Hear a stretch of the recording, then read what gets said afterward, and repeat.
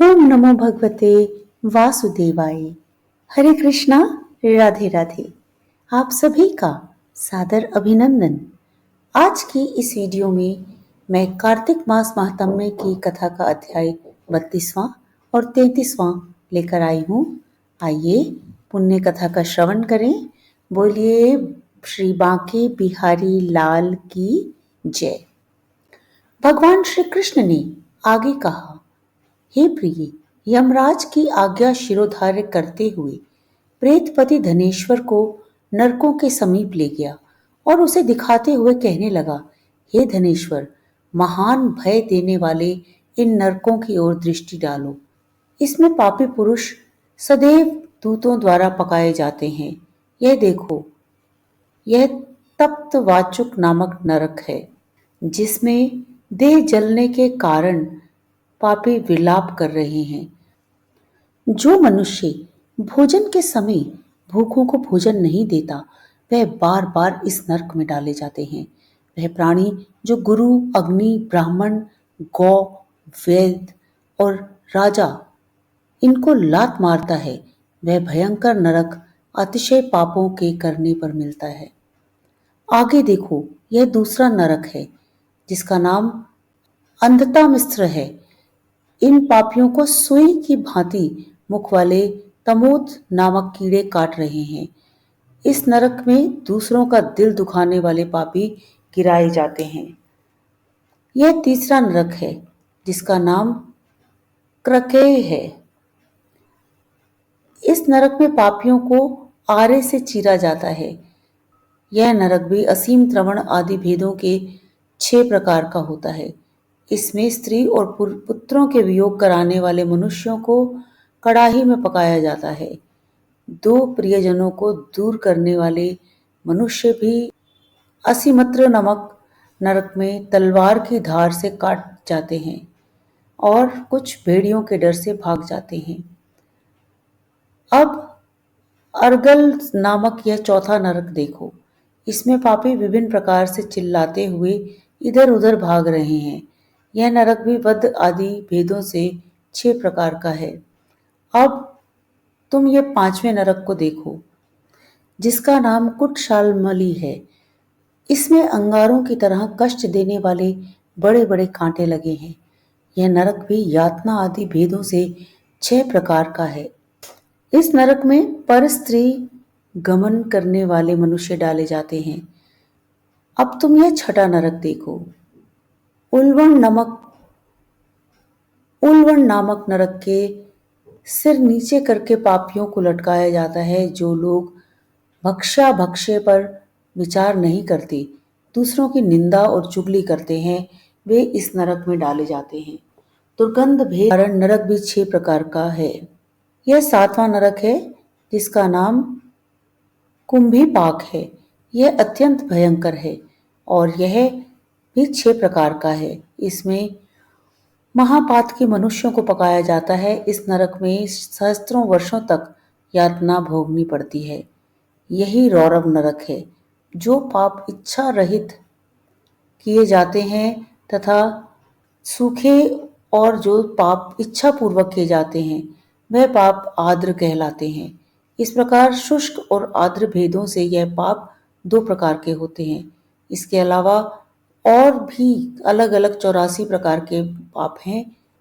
अपकीर्ण, षडाक्ते, मलिनीकरण, जातिम्भ, शंकरण, उपाय, अतिपाप, महापाप, यह 7 प्रकार के पातक हैं, जो मनुष्य जैसा कर्म करते हैं उसे इन 7 नरकों में उसके पाप कर्मों के अनुसार पकाया जाता है।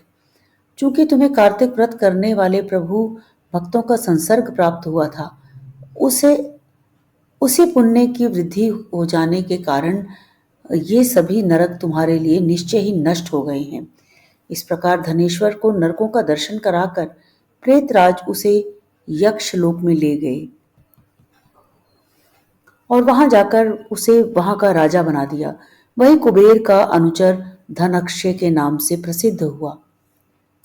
बाद में महर्षि विश्वामित्र ने उसके नाम पर तीर्थ बनाया था। कार्तिक मास का व्रत महाफल देने वाला है। इसके समतुल्य अन्य कोई दूसरा पुण्य कर्म नहीं है। जो भी मनुष्य इस व्रत को करता है तथा व्रत को करने वाले का दर्शन करता है, उसे मोक्ष की प्राप्ति होती है। बोलिए जय श्री हरि। अब शुरू करते हैं कार्तिक मास महात्म्य की कथा का अध्याय 33वां। सूत जी ने कहा, इस प्रकार अपनी अत्यंत प्रिय सत्यभामा को यह कथा सुनाकर भगवान श्री कृष्ण संध्या उपासना करने के लिए माता के घर में गए। यह कार्तिक मास का व्रत भगवान विष्णु को अति प्रिय है तथा भक्ति प्रदान करने वाला है। रात्रि जागरण, प्रातःकाल का स्नान, तुलसी वट सिंचन, उद्यापन और दीपदान, यह 5 कर्म भगवान विष्णु को प्रसन्न करने वाले हैं, इसलिए इनका पालन अवश्य करना चाहिए। ऋषि बोले, भगवान विष्णु को प्रिय, अधिक फल की प्राप्ति कराने वाले, शरीर के प्रत्येक अंग को प्रसन्न करने वाले कार्तिक महात्म्य आपने हमें बताया। यह मोक्ष की कामना करने वाले अथवा भोग की इच्छा रखने वाले मनुष्यों को यह व्रत अवश्य ही करना चाहिए। इसके अतिरिक्त हम आपसे एक बात पूछना चाहते हैं कि यदि कार्तिक मास का व्रत करने वाला मनुष्य किसी संकट में फंस जाए, या वह किसी वन में हो, या व्रती किसी रोग से ग्रस्त हो जाए, तो उस मनुष्य को कार्तिक व्रत को किस प्रकार करना चाहिए?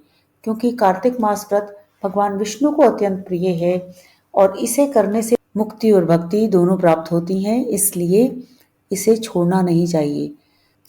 श्री सूत जी ने इसका उत्तर देते हुए कहा, यदि कार्तिक का व्रत करने वाला मनुष्य किसी संकट में फंस जाए, तो वह हिम्मत करके भगवान शंकर या भगवान विष्णु के मंदिर जो भी पास में हो, उसमें जाकर रात्रि जागरण करे।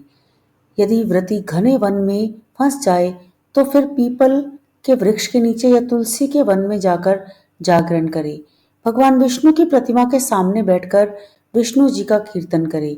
ऐसा करने से सहस्त्रों गायों के दान के समान फल की प्राप्ति होती है। जो मनुष्य विष्णु जी के कीर्तन में बाजा बजाता है, उसे वाजपेयी यज्ञ के समान फल की प्राप्ति होती है। और हरि कीर्तन में नृत्य करने वाले मनुष्य को सभी तीर्थों में स्नान करने का फल प्राप्त होता है। किसी संकट के समय या रोगी हो जाने पर जल ना मिल पाने की स्थिति में केवल भगवान विष्णु के नाम मात्र से मार्जन ही कर लें। उद्यापन ना कर सकें तो व्रत की पूर्ति के लिए केवल ब्राह्मणों के प्रसन्न होने के लिए भगवान विष्णु प्रसन्न रहते हैं। इसलिए मनुष्य दीप दान करने में असमर्थ हो तो दूसरे की दीप की वायु आदि से भली भांति रक्षा करें। यदि तुलसी का पौधा समीप ना हो तो वैष्णव ब्राह्मण की ही पूजा कर लें, क्योंकि भगवान विष्णु सदैव अपने भक्तों के समीप रहते हैं। इन सब के ना होने पर कार्तिक का व्रत करने वाला मनुष्य ब्राह्मण, गौ, पीपल और वट वृक्ष की श्रद्धा पूर्वक सेवा करें। शौनक आदि ऋषि बोले, आपने गौ और ब्राह्मणों के समान पीपल और वट वृक्षों को बताया है, और सभी वृक्षों में पीपल और वट वृक्ष को ही श्रेष्ठ कहा है। इसका कारण बतलाइए। सूत जी बोले, पीपल भगवान विष्णु का और वट भगवान शंकर का स्वरूप है। पलाश ब्रह्मा जी के अंश से उत्पन्न हुआ है। जो कार्तिक मास में इसके पत्तल में भोजन करता है, वह भगवान विष्णु के लोक में जाता है। जो इन वृक्षों की पूजा एवं सेवा एवं दर्शन करते हैं, उनके सभी पाप नष्ट होते हैं। ऋषियों ने पूछा, हे प्रभु, हम लोगों के मन में एक शंका है कि ब्रह्मा, विष्णु और शंकर वृक्ष स्वरूप क्यों हुए? कृपया हमारी इस शंका का निवारण कीजिए। सूत जी बोले, प्राचीन काल में भगवान शिव और माता पार्वती विहार कर रहे थे। उस समय उनके विहार में विघ्न उपस्थित करने के उद्देश्य से अग्निदेव ब्राह्मण का रूप धारण करके वहां पहुंचे।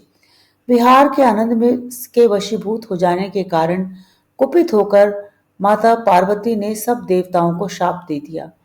माता पार्वती ने कहा, हे देवताओं, विषय सुख से कीट पतंगों तक भी अनभिज्ञ नहीं है। आप लोगों ने देवता होकर भी उसमें विघ्न उपस्थित किया है, इसलिए आप सभी वृक्ष बन जाओ। कुपित पार्वती के शाप के कारण समस्त देवता वृक्ष बन गए। यही कारण है कि भगवान विष्णु पीपल और शिव जी वट वृक्ष हो गए हैं।